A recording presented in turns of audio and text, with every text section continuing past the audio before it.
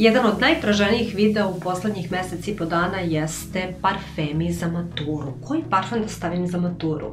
Dakle, pričat ću o parfemima za malu maturu, veliku maturu i također za apsolventsko veče, koji su pre svega dopadljivi, dakle magneti za komplimente, koji dobro projektuju, jer to u principu jeste najbitnije, zato ostanite sa mnom do kraja videa.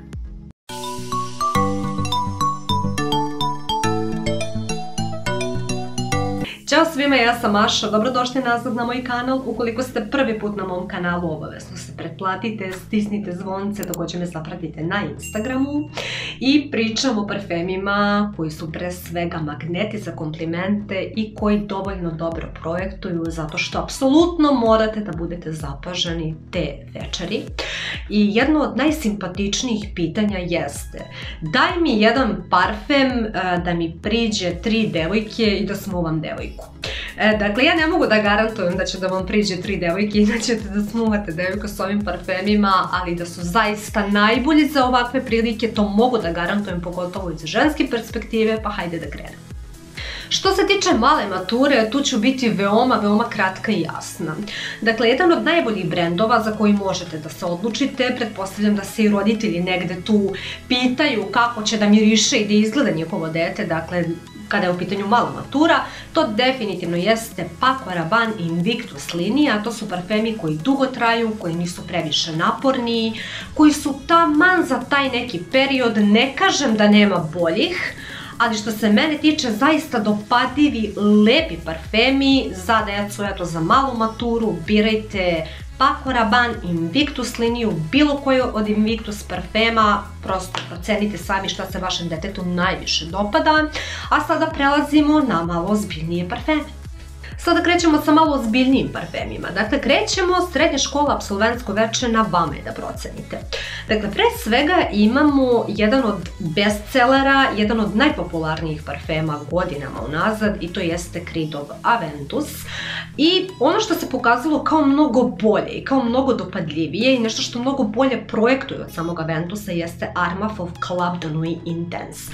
Također, u ovoj kategoriji imate onako prilično jeftino, ako tako mogu da kažem, pristupačnu varijantu, i tu jeste Mont Blanc Explorer, i također skupu varijantu, u pitanju je Roja Elysium, na vama je da procenite, ali ta 4 parfema definitivno skupljaju komplimente, ali što se projekcije tiče, definitivno Armaf of Club de Nuit Intense. Sljedeći parfem na redu jeste Dylan Blue od Versacea. Dakle, vi za taj novac dobijate mnogo više nego što očekujete.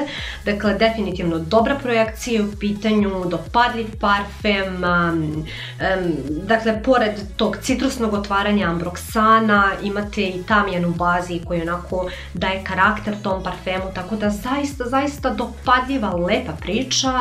Definitivno jeste Versacea Dylan Blue. Također, kada smo kod Versacea, imamo Eros Eau de Toilette.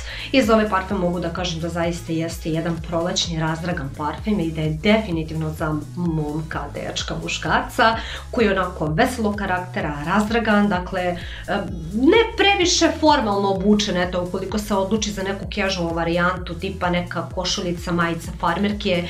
Izuzetna, prolećna, predivna, interesantna priča. Meni se više dopada Eros Eau de Parfum, moram da priznam, ali što se projekcije tiče, da budemo iskreni, to definitivno jeste Eros Eau de Toilette. Čuveni Sauvage Eau de Toilette. Dakle, bez njega ništa ne može da prođe, bukvalno nikakav pir bez Sauvagea. Dakle, to je jedan od najdopadljivijih parfema, definitivno sa najboljim performansama, skuplja komplimente 100%. Dakle, to jeste citrusan parfem sa dosta ambroksana, dakle, projektuje i traje koliko ne želite, nema šanse da ne budete zapaženi, tako da zaista dobra varijanta za vijek i vijekova jeste Dior Sauvage Eau de Toilette. YSL Eau de Parfum. Što se tiče nosivosti, mislim da je ovo jedan od najnosivijih parfema definitivno.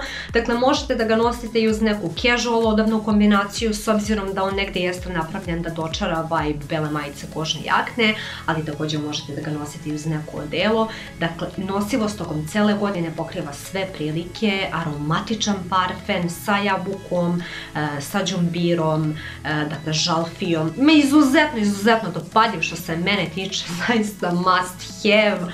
Skuplja komplimente, dopadljiv je suprotnom polu, definitivno must have parfem, generalno nevezano samo za matursko veče, dakle nešto što ćete nositi i van toga jeste Yves Saint Laurent Eau de Parfum. Jedan od kraljeva što se tiče dizajnerskih parfema za komplimente, za dopadljivost jeste Acqua di Gio Profumo i za njega moram da kažem pre svega da iz njega stoji Alberto Morillas, jedan od najpoznatijih parfimera na svetu, uradio je fantastičan posao.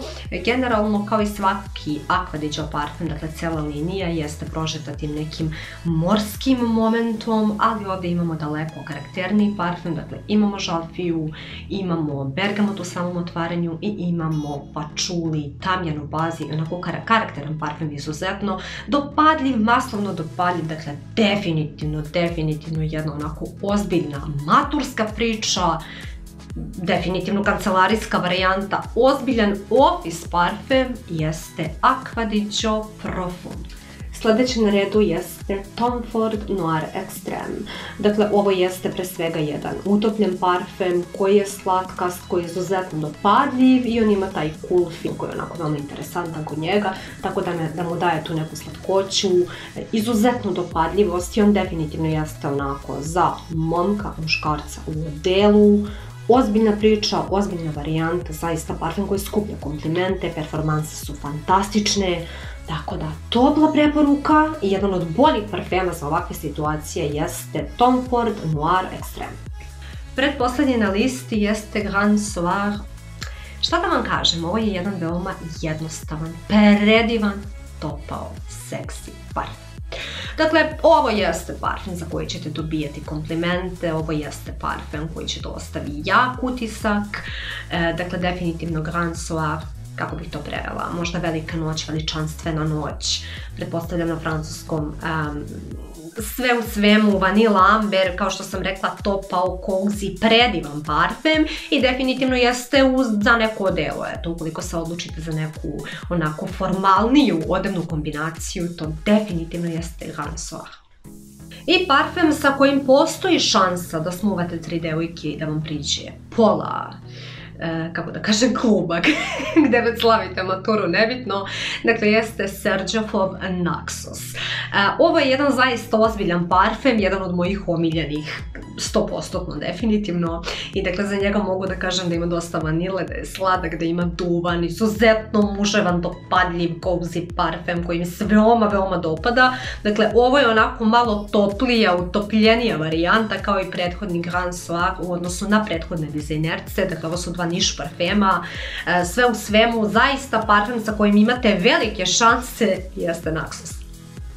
To bi bilo sve od mene za danas, nadam se da vam se dopao video, ukoliko jeste obavezno subscribe na moj kanal, pišite mi u komentarima da li se slažete sa mnom, šta biste još dodali na listu, obavezno pogledajte 2 videa koji ćemo ostaviti u opisu videa, dakle morate da ih pogledate prosto, to su također parfemi koji apsolutno dolaze u obzir u svakom obliku, na vama je naravno da procenite i da pomirišete te parfeme i odaberete najbolje za sebe.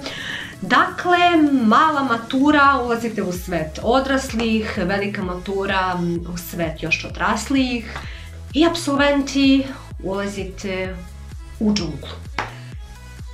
Vidimo se uskoro u novom parfemskom videu i nadam se da sam vam pomogla. Ćao!